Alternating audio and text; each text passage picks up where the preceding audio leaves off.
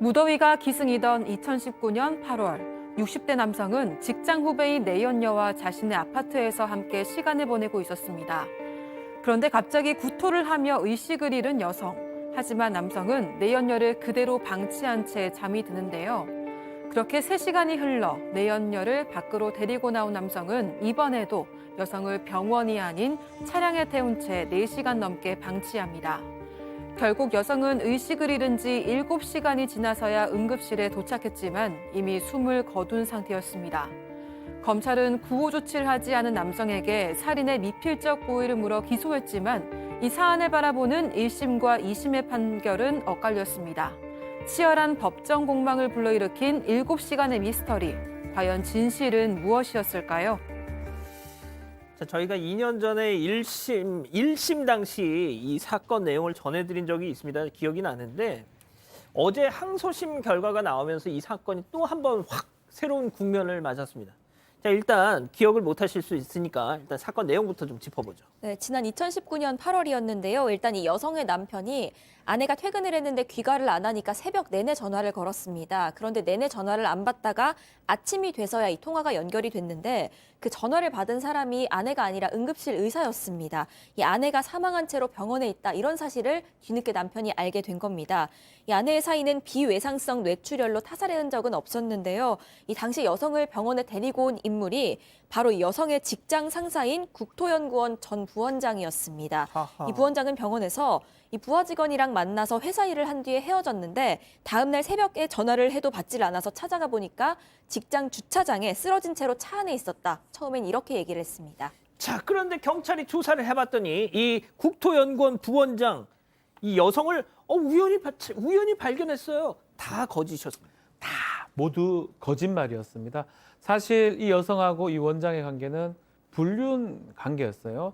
CCTV를 좀 확인을 해보니까 이 사건 나기 전날 오후 10시부터 이 두 사람이 같이 집에 있었던 걸로 보입니다. 그 이후에 오후 10시쯤에 엘리베이터를 타고 그로부터 한 4시간가량 지난 새벽 2시 정도에 이 부원장이 의식을 잃은 여성을 데리고 나오는 모습들이 좀 보였고요. 저렇게 끌고 나오는 모습이 보였고 예. 지하 주차장에 향하는 모습이 포착됐는데 여기서부터 자기 차 뒷차량에 여성을 태운 다음에 이 아파트에서 5분 거리에 위치한 회사 공터에 주차를 한 뒤에 4시간 넘게 그 이후에 4시간 넘게 방치를 했습니다. 도합, 의식 잃은 시점으로부터 확인해 보면 도합 7시간이 지나서야 남성이 뒤늦게 여성을 병원 응급실에 데려다 줬고 여성은 이미 숨진 상태였죠.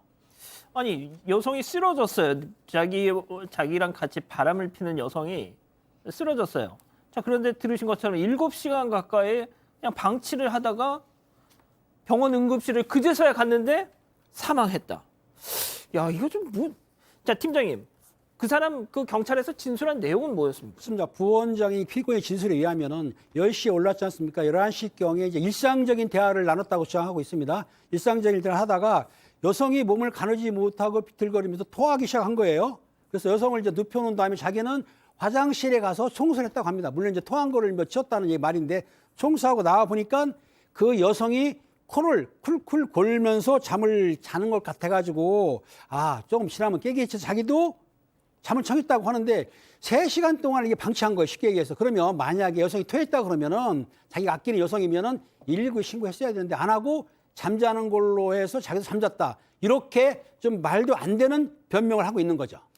자, 이제 구토를 갑자기 하고 여성이 의식을 잃고 쓰러졌으면 뭐 코를 골든 뭘 하든 뭐 보통 야, 일어나봐 하면서 좀 의식을 찾아보라고 이렇게 혹은 뭐 응급실을 가든지 하는 게 정상 아닐까요?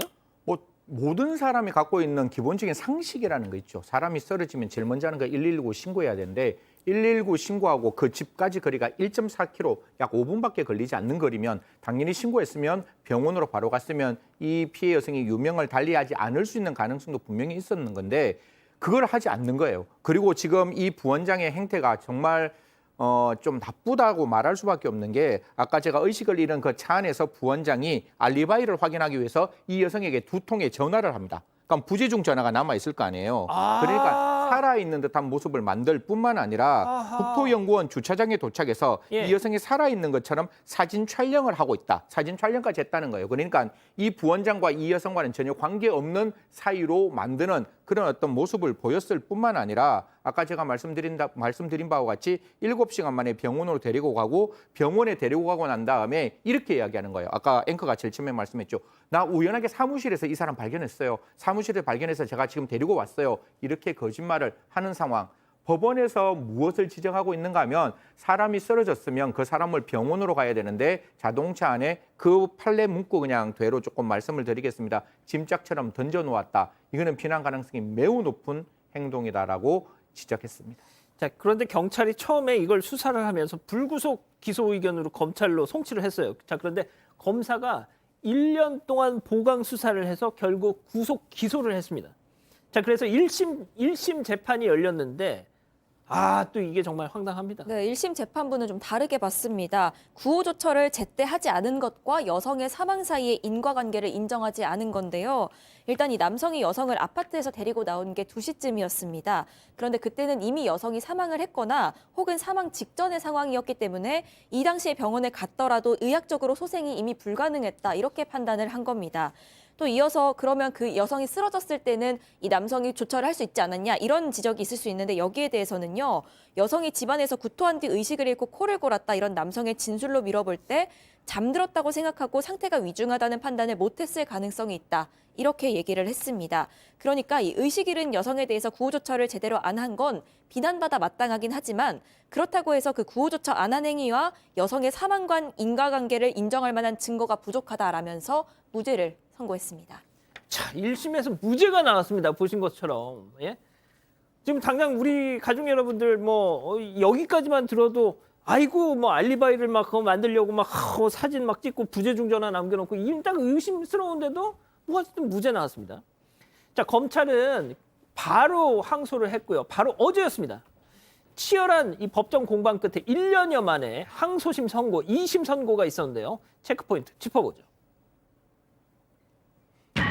발각이 두려워서 은폐를 했다. 자, 2심 재판부 좀 내용 좀 자, 설명해 이 주세요. 사건은 살인죄입니다. 이게 왜 살인죄냐고 생각할 분도 있을 건데요.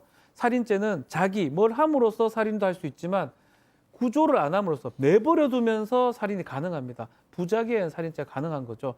그래서 기소가 됐는데 1심에서는 지금 얘기한 것처럼 뭔가 자고 있는 거로 착각을 하고 그래서 인과관계가 없기 때문에 살인죄가 성립할 수 없다라고 했는데 항소심 2심에서는 달리 판단합니다. 특히 그 부분을 안 좋게 본 것 같아요. 끝까지 깊이 잠들어 내버려뒀다는 얼토당토하는 변명만 계속하고 있다. 그래서 유족 분노도 더 크고 이런 경우라면 또 유가족들이 엄벌을 원하고 있기 때문에 엄하게 형사처벌해야 되기 때문에 살인죄 유죄를 인정하면서 징역 8년을 선고했는데요. 차이점은 그 부분입니다. 피고인이 자고 있다고 생각해가지고 결국 몰랐다라고 하는 부분 인정이 안 된 것 같습니다. 다른 증거들 통해서 2심 같은 경우는 승현이 잠시 얘기를 했는데 만약에 그 시점에 피해자를 119에 신고해서 옮겼다면 살았을 가능성이 있을 것이다라고 봤고 그것을 안 했기 때문에 미필적 고의에 의한 살인죄가 성립한다고 본 것 같습니다. 그래서 유죄가 선고됐고요. 8년이 선고가 됐습니다. 승현님, 그러니까 네. 쉽게 말해서 골든 타임을 놓친 거예요. 제가 이 사건 바라봤을 때 사실 우리가 부작위에 의한 살인죄를 이야기할 때 부작위에 의한 살인죄는 4가지 요건에서 만들어집니다. 형법 총론에 따르면 첫 번째 그게 법령상 의무가 있느냐, 계약상 의무가 있느냐, 그다음에 선행행위가 있느냐, 조리가 있느냐. 사실 내연녀의 관계였고 집에서 10시부터 올라가서 같이 있었다면 생각해 보십시오. 당연히 그 집에서 쓰러지면 구해야 될 거잖아요. 그걸 구하지 않았는 게 문제인 것이고 시장님 생각해 보십시오. 딱 쓰러지고 난 다음에 이 사람이 정말 잠을 자는 건지 정신을 잃었는 건지 그 사람 조금만 관심을 두면 알 수 있는 상황이었는데 이 부원장은 그런 걸 전혀 관심에 두지 않았다는 것이고 두 번째는 지금 부원장과 내연녀의 관계였기 때문에 부원장이 이런 사실이 바깥의 외부에 알려지면 자기에게 심각한 영향을 미칠 수 있다는 점 때문에 지금 이거를 알리지 아니하였다라는 점을 지적하고 있습니다. 사실 어떻게 보면 1심 판결보다는 2심의 항소심 판결이 훨씬 더 법리적으로는 타당하다는 말씀 드리겠습니다. 자, 하지만 그럼에도 불구하고 이 전 부원장 이 사람 측은 아쉬운 점이 있다. 2심 판단에 상고하겠다는 입장을 또 내놨다고 하네요. 아직 안 끝났습니다. 이거 눌러주세요.